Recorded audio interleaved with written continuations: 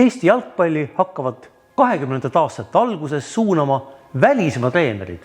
21. aastal tuleb Tallinnasse elama ja võimlemisselts sporti treenima Soome koondislane Werner Eklöf, kes samal ajal mängib klubi jalgpalli Helsingi jalgpalliklubis edasi. Eklöf võidab spordiga 4 Eesti meistritiitlit, kusjuures ühel aastal on ta ühtlasi mängijana Soome meister. Eklöf hakkab kohe tähelepanu pöörama liinide omavahelisele koostööle ja kokkumängule laiemalt, mida püüavad oma tarkusest jäljendada ka teised klubid.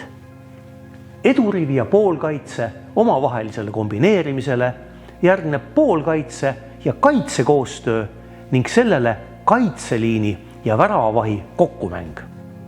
Pall liigub üldjuhul edasi ja tagasimängu suhtes lepitakse liinide vahel sageli enne mängu omavahel kokku. Olge valmis, me võime palli tahapoole ka sööta. Publik nimetab tagasisööte aga hädalöökideks. Järgnevatel aastatel hakkavad tooni andma Ungari ja Austria treenerid, kes juurutavad Eestis madala, lühikese söödulise mängu.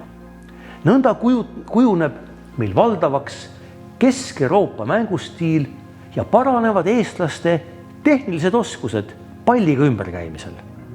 On väga oluline, et just Austria ja Ungari on sel ajal Mandri-Euroopa tugevaimad jalgpallikantsid ja suunanäitajad. Enamgi veel.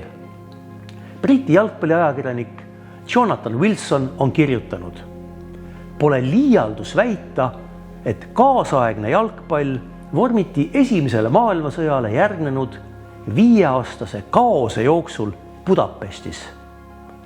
Eriti Ungari treenereid töötab palju välisriikides, nii Euroopas kui Lõuna-Ameerikas, kus nad aitavad vormida nii suurte kui väikeste riikide jalgpallikultuuri ja Eestilegi saab osaks maailmaklassi oskusteave. Paljud välistreenerid aitavad meie jalgpalli arengule kaasa ka sõnaga, avaldades artikleid ajakirjanduses. Mõni neist jääb ka pärast Eestist lahkumist meie ajakirjandusele kaastööd tegema. Tallinna Kalevi Eesti meistriks juhendanud sakslane Willi Knesebeck avaldab aga 1926. aastal 3-osalisena planeeritud jalgpalliõpiku esimese osa.